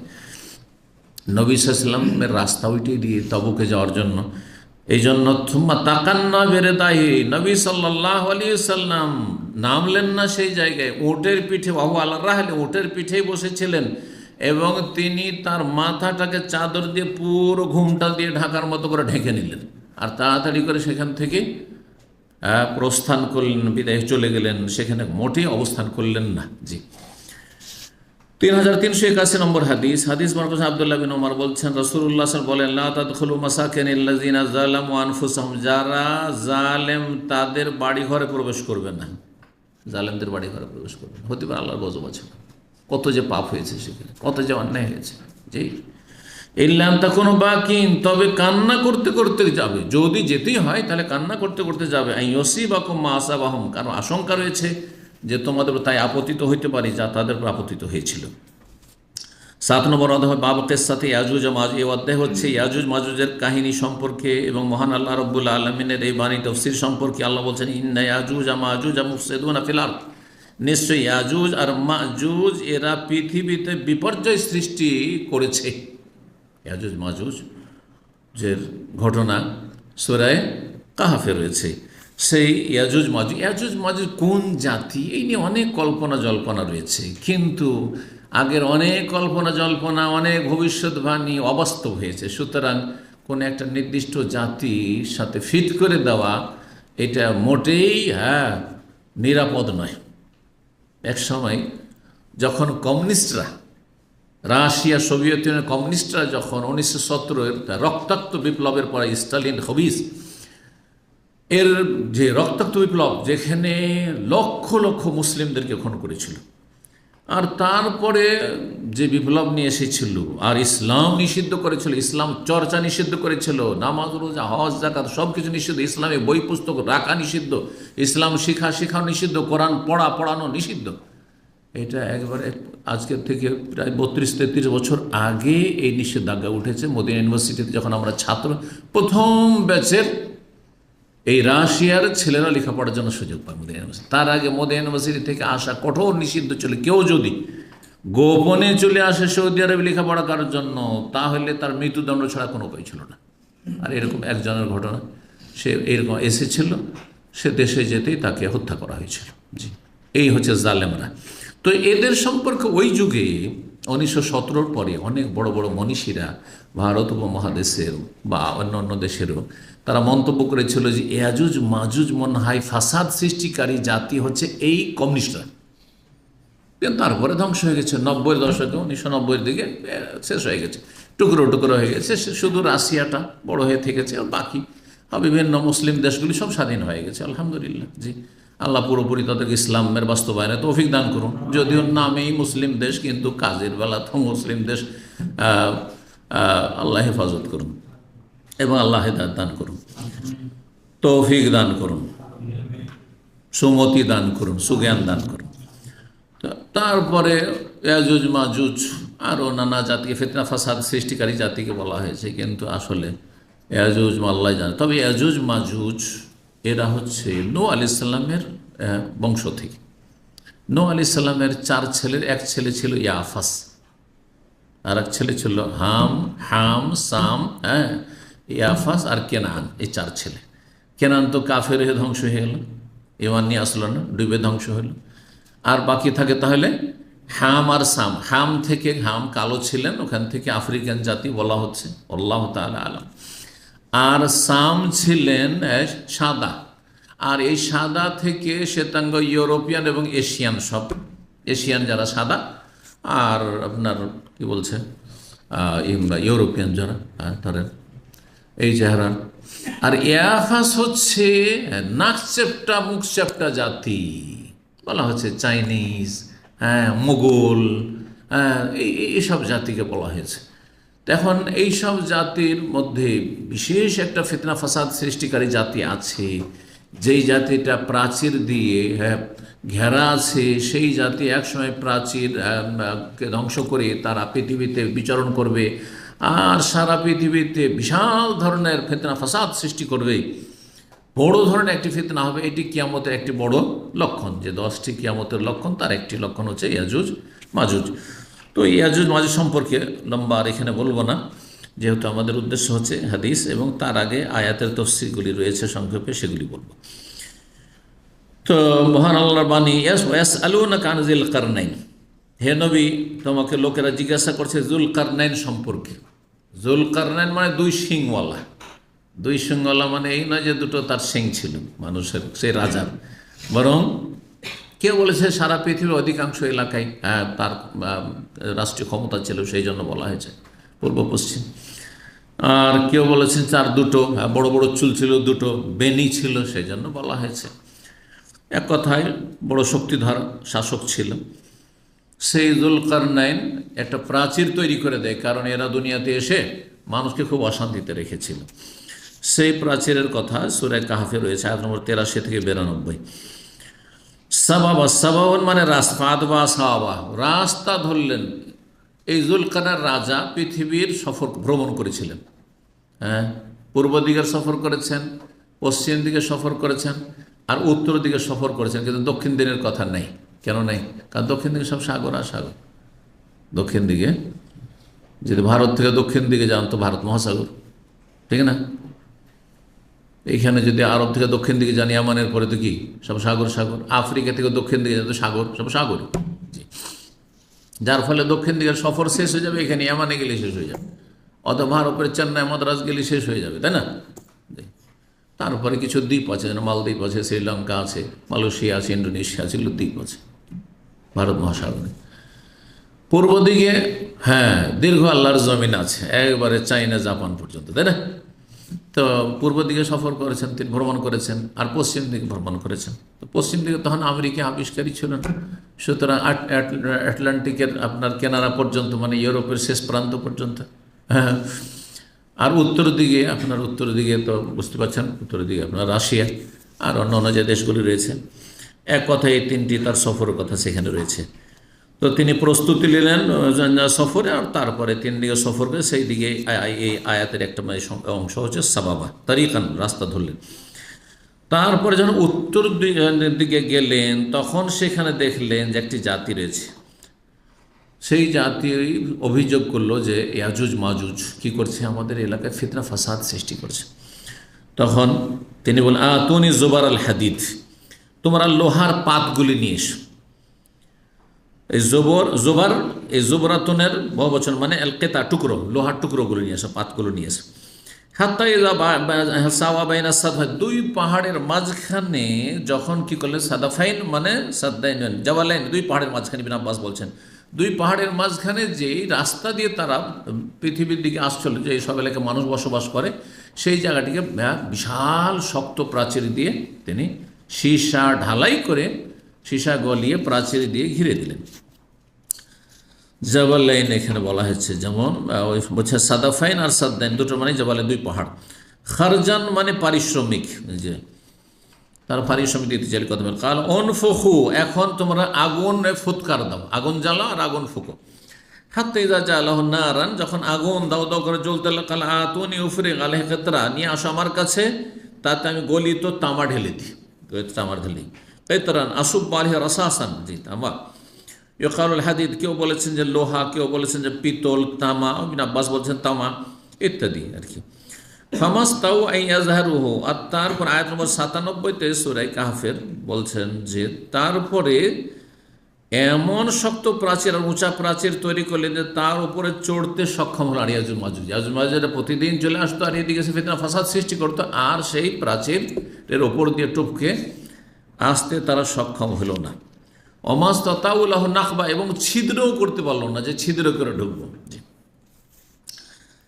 এই কথাই বলছেন যে আলু হয় ইস্তা, ওই যে ফামাস্তাউ মানে ইস্তাতাউ, ইস্তাফালা থেকে মেন্টো তোলাও ফালে জালেকা ফতেহা আস্তা এস্তিও, ওই সার্ফের কায়দার কথা বলে। কালা বাদ ইস্তাতা ইস্তাতিও, ওই ইস্তাতিওর হালকা করা ইস্তা।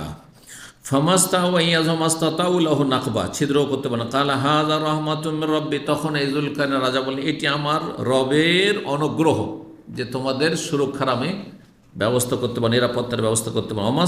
বলছেন ফাইদা যা ওয়াদ রবি, তবে জেনে রাখো যে আল্লাহ তোমাদেরকে আপাতত এখন তো সুরক্ষিত করলেন, আর ইয়াজুজ মাজুজ তোমাদের ওপর জুলম অত্যাচার করতে পারবে না, কিন্তু যখন আমার রবের প্রতিশ্রুত ওয়াদার সময় চলে আসবে, যা লাহু দাক্কা, তখন এই শক্ত প্রাচীরকে, দুর্বৃত্ত প্রাচীরকে আল্লাহ রব চূর্ণ বিচ্ছিন্ন করে দেবেন।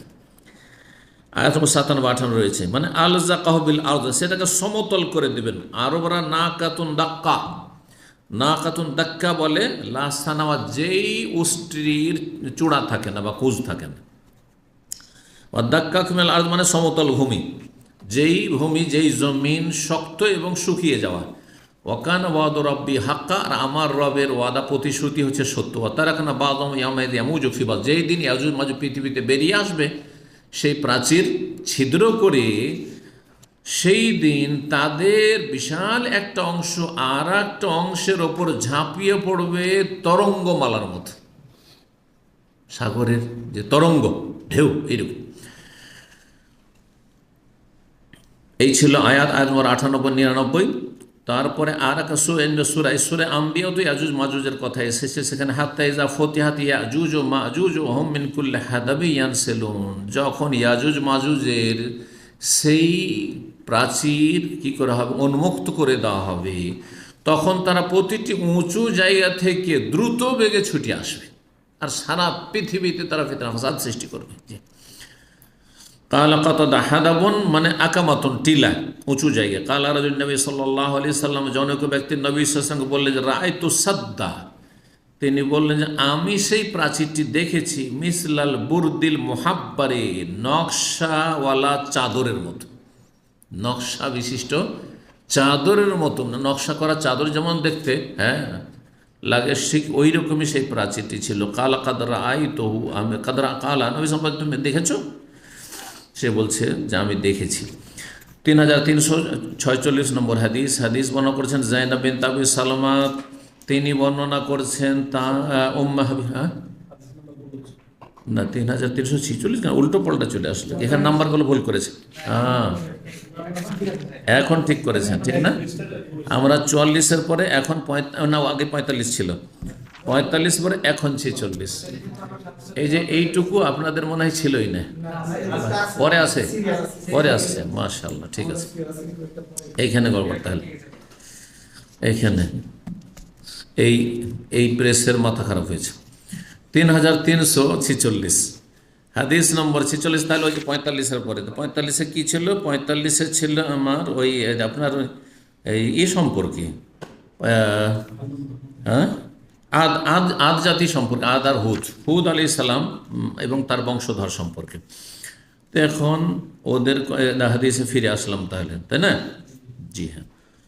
তো বলছেন উম্মে হাবিবা বিনতে আবি সুফিয়ান, নবী সাল্লাল্লাহু আলাইহি ওয়াসাল্লামের সহধর্মিণী, হ্যাঁ, তিনি আবার আর এক স্ত্রী নবী সাল্লাল্লাহু আলাইহি ওয়াসাল্লামের যায়েনব বিনতে জাহাজ থেকে বর্ণনা করছেন, মানে সতীন থেকে বর্ণনা করছেন। নবী সাল্লাল্লাহু আলাইহি ওয়াসাল্লামের এক সহধর্মিণী আর এক সহধর্মিণীতে বর্ণনা করছেন। উম্মে হাবিবা বর্ণনা করছেন আবু সুফিয়ানের মেয়ে যায়েনব বিনতে জাহাজ থেকে, আন্নান নবী সাল্লাল্লাহু দাখাল আলাইহা ফাজিয়ান, একদিন নবী সাল্লাল্লাহু তার বাড়িতে প্রবেশ করলেন উদ্বিগ্ন হয়ে, হ্যাঁ, ভীত সন্ত্রস্ত হয়ে রাসূলুল্লাহ সাল্লাল্লাহু আলাইহি ওয়াসাল্লাম, আর গিয়ে বললেন লা ইলাহা ইল্লাল্লাহ, আল্লাহ ছাড়া কোনো সত্য মাবুদ, ওয়াইলুল লিল আরব, আরবদের জন্য সর্বনাশ, মিন শাররিন কাদ ইকতারাব, এমন অনিষ্টের কারণে যা খুব সন্নিকটে, এমন একটি অনিষ্ট বিপদ আসতে যাচ্ছে যার কারণে এই আরব জাতির কি দুর্ভোগ রয়েছে, সর্বনাশ। সেটা কি বলছেন? ফতেহাল ইয়াউমা মিন রাদমি ইয়াজুজ মাজুজ, আজকে ইয়াজুজ মাজুজের প্রাচীর খুলে দেওয়া হয়েছে, মিসলু হাজিহি, ঠিক এই রকম, মানে একটু ছিদ্র করে দেওয়া হয়েছে, একটু ছিদ্র করে দেওয়া হয়েছে। ওয়াহাল্লাকা বিইসবাহিল ইবহাম ওয়াল্লাতি তালিয়া, নবী সাল্লাল্লাহু আলাইহি ওয়াসাল্লাম দেখালেন এইভাবে, মিসলু হাজ, এইরকম, অর্থাৎ দেখালেন বৃদ্ধাঙ্গুলি এবং তার পাশের আঙ্গুলি, মানে শাহাদাতের আঙ্গুলি দিয়ে এইরকম এইভাবে ছিদ্র করে দেওয়া হয়েছে, সে দুর্বৃদ্ধ প্রাচীরকে এভাবে ছিদ্র করে দেওয়া হচ্ছে। কালাত যায়েনব বিনতে জাহাজ, যায়েনব বিনতে জাহাজ রাদিয়াল্লাহু তাআলা আনা বলেন, ফাকুলতু ইয়া রাসূলুল্লাহ, তখন আমি বলি হে আল্লাহর রাসূল, নুহলাকু ফিনা, নুহলাকু হবে বা নাহলিকু, দুইরকম পড়া যায়, আর নাহলিকু ফিনা, আমরা কি ধ্বংস হয়ে যাব, অথচ আমাদের মাঝে অনেক নেক লোক, ভালো মানুষ আছে, মেলা ভালো মানুষ, আজকে ভালো মানুষ নাই, জনগণে যথেষ্ট ভালো মানুষ আছে, যদিও অধিকাংশই খারাপ, তারপরও জনগণে যথেষ্ট ভালো মানুষ আছে, যাদের কাছে যত বেশি পয়সার, যত বেশি ক্ষমতা, তাদের অধিকাংশই খারাপ, কিন্তু জনগণে এখনও কল্যাণ আছে, মুসলিম বিশ্বে এখনও জনগণে, মুসলিম জনগণে এখনও কিছু বাকিয়াত খের, কিছু কল্যাণ আছে। আল্লাহ রাব্বুল কল্যাণকে বৃদ্ধি করুন, অনিষ্টকারীদেরকে দূর করুন।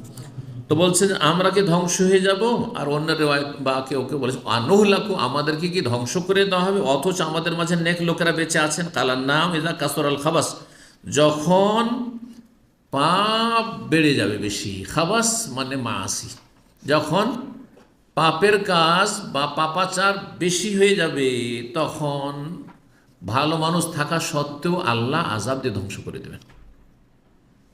অধিকাংশ লোক যখন পাপিষ্ট হয়ে যাবে, তখন অল্প কিছু মানুষ নেক থাকলেও তারা শাহাদাতের মর্যাদা পাবে, কিন্তু তারা আল্লাহর আযাব যখন আসবে, ব্যাপকভাবে আসবে, ধ্বংস হবে। এই যে আসমানি জমিনি যে ভূমিকম্প বা ধরেন যুদ্ধ, হ্যাঁ, তারপরে অশান্তি বিভিন্ন রকমের, হ্যাঁ, সেটা দেশীয় হোক অথবা বিদেশের কোনো অত্যাচার হোক, যুদ্ধ হোক, অথবা আসমানি কোনো আযাব গজব হোক, বন্যায় প্লাবিত হওয়া, এই ধরনের বিভিন্ন যে আযাবগুলি রয়েছে, ঘূর্ণিঝড়, এতে কি শুধু ওই পাপিষ্টদের বাড়িঘর ধ্বংস হয় আর তাদের জানমালের ক্ষতি হয়, না নেক লোকেরও ক্ষতি হয়? নেক লোকও মারা যায় হবে, কিন্তু সুম্মায়ু বাসুন অন্যরা আলা নিয়াতিহিম, তারপরে তাদের নিয়ত অনুযায়ী আল্লাহর কাছে হাসর মাঠে উঠবে। যারা নেক মানুষ তারা শহীদ হয়ে উঠবে আল্লাহর কাছে, আর যারা খারাপ মানুষ তারা পাপিষ্ট হয়ে দুনিয়া তো আযাব আর আখিরাত তো আযাব, আবার জাহান্নামে যাবে। সেজন্য যারা সৎকর্মশীল ভালো মানুষ, তাদের কোনো লস নেই। 3347 নম্বর হাদিস বর্ণনা করছেন আবু হুরায়রা রাদিয়াল্লাহু তাআলা আনহু, বলছেন নবী সাল্লাল্লাহু আলাইহি ওয়াসাল্লাম থেকে বর্ণনা করে, নবী সাল্লাল্লাহু বলেন, ফাতাহাল্লাহু মিন রাদমি ইয়াজুজ ওয়া মাজুজ মিসলা হাযিহি, আল্লাহ রাব্বুল আলামিন ইয়াজুজ মাজুজের প্রাচীরকে খুলে দিয়েছেন এইরকমভাবে খুলে দিয়েছেন। ওয়াকাদা বিআরিতিসইন, এবং তার আঙ্গুল দ্বারা 90 গিরা লাগালেন। আরবদের মধ্যে এই যে আপনার আঙ্গুলগুলি রয়েছে, আর আঙ্গুলের যে জোড়গুলি রয়েছে, হ্যাঁ, গ্রন্থি রয়েছে, এগুলির নাম্বার আছে, সংখ্যা আছে, এইভাবে বাঁধলে 90 হয়। আগের হাদিসটিতে যেহেতু এইভাবে আসলে, তো এইভাবে বাঁধলে কী হয়ে যায়, ওদের কাছে 90 হয়। যেমন হাদিসে রয়েছে যে তাশাহুদ পড়ার সময় নবী সাল্লাল্লাহু আলাইহি ওয়াসাল্লাম 53 গিরা বাঁধতেন, আছে না, সালাসা খামসিন আছে 53 রোগীরা, 53 এরকম ভাবে এখানে 53। জি। তো দুটো তরিকা রয়েছে অবশ্য বাঁধার, একটা হচ্ছে এইরকম আর একটা হচ্ছে এইরকম। জি। তো দুটোই সুন্নত। 3348 নম্বর হাদিস, আবু সাইদ খুদরি রাদিয়াল্লাহু তাআলা আনহু বর্ণিত, নবী সাল্লাল্লাহু আলাইহি ওয়াসাল্লাম বলেন, ইয়াকুলুল্লাহু তাআলা, আল্লাহ বলবেন, ইয়া আদম, হে আদম, হাসর মাঠে আল্লাহ বলবেন আদমকে, ফায়াকুল লাব্বাইক ওয়া সাদাইক, হে আল্লাহ আমি হাজির, ওয়া সাদাইক আমি আপনার সামনে হাজির, হে ভাগ্যবান, ওয়াল খায়রু বিফিয়াদাইক সমস্ত কল্যাণ তোমার হাতে আল্লাহ।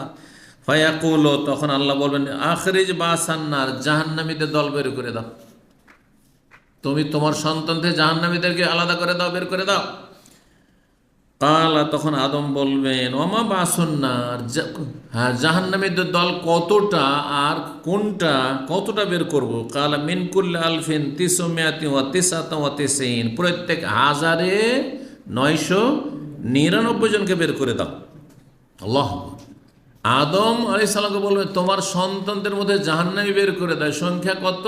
1099টা জাহান্নামী বের করো, একটা জান্নাতি। আল্লাহ, সত্যি আজকে চিন্তা করুন, মুসলিম বিশ্বে শতকরা 98 জন বেনামাজি, আর তার বদ আকিদা তো আছেই, শিরকি বিদাতি আকিদা তো আছেই, আর বিভিন্ন পাপ, হ্যাঁ খুন, জেনা, ব্যভিচার, আর বিভিন্ন পাপ তো আছেই। তাহলে চিন্তা করুন তো, সত্যি 1099 জাহান্নামী, একজন জান্নাতি। তো ইয়াজুজ মাজুজ যারা আছে তারাও তো আদম আলাইহিস সালামের বংশের না, আদমের বংশের না? যখন নূহ আলাইহিস সালামের বংশের, তো আদম আলাইহিস সালামের বংশের অবশ্যই, তারাও কিন্তু আদম সন্তান। যে তারা জিন জাতি নয়, মানব জাতি তারা, যে কিন্তু তারা দুর্দান্ত এবং তারা জঙ্গলি মানব জাতি। হ্যাঁ, জি, যাদের মধ্যে মানুষত্ব থাকবে না, সেই জন্য তারা বিশৃঙ্খলা সৃষ্টি করবে সারা বিশ্বে। জি, কিয়ামতের লক্ষণ সেটি। ফাইন্দাহু, যখন আল্লাহ এরকম বলবেন, ফাইন্দাহু ইয়াশিবুস সাগীর, সেই সময়, যখন এই কথা শুনবেন, সেই সময় যদি পৃথিবীতে থাকতো তো ছোটরা বুড়ো হয়ে যেত। এইরকম কথা শুনলে যারা নাবালক, ছোট কচি কাঁচা, তারা কি হয়ে যেত? তাদের চুল পেকে যেত দুশ্চিন্তায়। ওয়াতাযাউ কুল্লু যাতি হামলিন হামলাহা, আর গর্ভধারণকারিণী গর্ভপাত করবে, পেটের বাচ্চা, সেটা কি আমাকে হাসর মাঠে পেটে বাচ্চা থাকবে? হ্যাঁ, এই জন্য বললাম যে যদি পৃথিবীতে এইরকমটা হইতো তাহলে হ্যাঁ গর্ভবতী মহিলা আর গর্ভপাত করে দিত, গর্ভপাত হয়ে যেত, অজান্তে গর্ভপাত হয়ে যেত। দেখেন, যখন মানুষ খুব ভয় পায় তখন অজান্তে পেশাব করে দেয়, পায়খানা করে দেয়, এটা তো শুনেছেন। বাড়িতে চোর ডাকাত এসে মারপিট করছে, যখন একযোগে ডাকাতি হইতো, শুনেছি অনেক বাড়িতে ওই হ্যাগে হইতে কাপড় খারাপ করে দিয়েছে ডাকাতের ভয়ে। কথা বুঝতে পেরেছেন না? তো এগুলো তো শোন না। তাহলে এতই যদি এরকম হয়, এই যে একটা ডাকাতে মারধর করছে আর বাড়িতে লুটপাট করছে, তাতেই যদি মানুষ ভয়ে পেশাব পায়খানা করে কাপড় খারাপ করে দেয়, তাহলে এটা তো হইতেই পারে। জি, তাই এটা একটা ব্যাখ্যা। আর একটা ব্যাখ্যা হচ্ছে যে সেটা এখন হাসর মাঠে পৌঁছেনি, মানে যেই সময়টাই ধরেন পৃথিবী ধ্বংস হচ্ছে, পৃথিবী ধ্বংস হতে যাচ্ছে, পশ্চিম দিক থেকে সূর্য উঠছে, পৃথিবী ধ্বংস হতে যাচ্ছে, সেই সময় অতাদাও করলো যাতে হামলিন হামলা, তখন তো পেটে বাচ্চা থাকবে, হ্যাঁ অনেক গর্ভবতী থাকবে। তারা যখন দেখবে যে কিয়ামত হয়ে গেছে, তখন অজান্তে গর্ভপাত হয়ে যাবে, পেটের বাচ্চা পড়ে যাবে, যেমন মানুষের পেশাব পায়খানা হয়ে যাবে অজান্তে। আল্লাহু আকবার। তো দুটোই তফসির করা হয়েছে সূরা হজের আয়াতে, সূরা হজের আয়াত নম্বর 2। ওয়াতারান্নাসা সুকার, আর মানুষরা কি হয়ে যাবে? মাতালের মতো হয়ে যাবে, নেশাগ্রস্ত হয়ে যাবে। যেমন মদ খেয়ে নেশাগ্রস্ত হয়ে আছাড় খায়, উঠে আর পড়ে, হ্যাঁ ড্রেনের হ্যাঁ নোংরা পানি আর ময়লা কাদা আবর্জনাও খায়। যারা মদখোর তাদের আর হুঁশ জ্ঞান কিছু থাকে না, নেশাগ্রস্ত অবস্থা, ওই রকম হয়ে যায় মানুষ। অমান বসুকার, অথচ এই কিয়ামতের ভয়াবহতার সময় তারা নেশাগ্রস্ত কেউ থাকবে না, যেমন মদ খেয়েছে মাতাল হয়েছে, এমনটা নয়। ওয়ালাকিন্না আযাব আল্লাহ, তাহলে এমন অবস্থা কেন হবে? আল্লাহর আযাব বড়ই কঠিন হবে কিয়ামতের ভয়াবহতায়। কালু ইয়া রাসূলুল্লাহ, তখন সাহাবী ইয়া রাসূলুল্লাহ ওয়া আইয়ুনা যালিকাল ওয়াহিদ, 999 জন জাহান্নামী, হাজারে একজন জান্নাতি, তো আমাদের মধ্যে একজন জান্নাতি তাহলে কে? নবী সাল্লাল্লাহু আলাইহি ওয়াসাল্লাম তার ওই যুগের কথাই শুধু বলেনি, সব যুগ মিলিয়ে না বলেছেন। আর তারপরে ইয়াজুজ মাজুজদেরকে নিয়েও তো সামিল করেই বলেছেন, তারাও তো আদম সন্তান, ঠিক। কাল আবশিরু, শোনো তোমরা এত ভয় পেও না, কারণ ভীতে সন্ত্রস্ত হয়েছেন না। 1999 জন জাহান্নামী, তো আমাদের মধ্যে একজন যাবে কে জান্নাতে, আর বাকি সব জাহান্নামী আমরা, তাহলে সাহাবাই কেরমগণ, তাই না? স্বর্ণযুগ সেটা। তো বলছেন নবী সাল্লাল্লাহু আলাইহি ওয়াসাল্লাম, তোমরা সুসংবাদ নাও, ফাইন্না মিনকুম রাজুলুন, তোমাদের মধ্যে থেকে একজন, অমিন ইয়াজুজ মাজুজ আলফুন, ইয়াজুজ মাজুজের বংশধর 1000, তাহলে 1000 হবে ইয়াজুজ মাজুজ, আর একজন জাহান্নামী হবে। জাহান্নামীদের সংখ্যা এটা বলছেন। এখন জাহান্নামীদের সংখ্যা যে 1000-এর একজন শুধু অন্য মানুষরা, আর বাকি 1000 ইয়াজুজ মাজুজ, মানে 1000 একজনে একজন অন্য মানুষ, অন্য বংশধর, আর ইয়াজুজের বংশধর হচ্ছে 1000, তাহলে সব অধিকাংশ ইয়াজুজ মাজুজ। আর সুবহানাল্লাহ, অনেকে বলেছেন যে এই যে পূর্ব দিকের জাতি, নাকচাপটা জাতি যতগুলি আছে, এখন দেশের নাম বলার তো কোনো প্রয়োজন নেই, তাই না? অনেকগুলি দেশ তাদের সামিল হচ্ছে, তার অধিকাংশ দেশগুলি কিন্তু কাফের দেশ। চায়না, জাপান, ফিলিপাইন, হ্যাঁ, এইভাবে যতগুলি দেশ ধরে, হ্যাঁ, তারপরে রাশিয়া, হ্যাঁ, যতগুলি দেশ ধরেন সব, এইসব দেশ, নেপাল, সব চ্যাপ্টা, কিন্তু চ্যাপ্টা না, জি হ্যাঁ।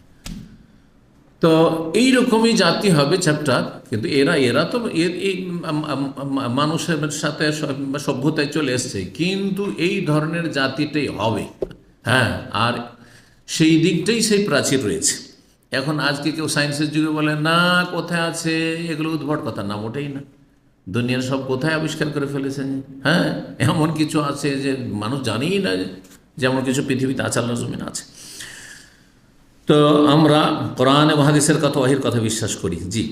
তো হাদিসটা শেষ করি, বলছেন যে সুম্মা কাল ওয়াল্লাযী নাফসি বিয়াদিহি, সে আল্লাহর কসম করে বলছেন, নবী সাল্লাল্লাহু আলাইহি ওয়াসাল্লাম বলছেন, যার হাতে আমার প্রাণ রয়েছে, ইন্নী আরজু, আমি আশা করি, আনতা কোন রোবা আহলিল জান্নাত, তোমরা জান্নাতীদের 4 ভাগের 1 ভাগ হবে।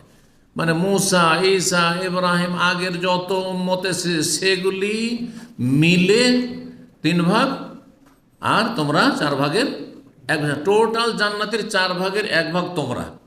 তারপরে সাহাবীরা শুনে খুশিতে ফাকাব্বারনা, আল্লাহু আকবার, আল্লাহু আকবার। তাহলে আশ্চর্য হইলে সাহাবীরা কি বলতেন? আল্লাহু আকবার বলতেন।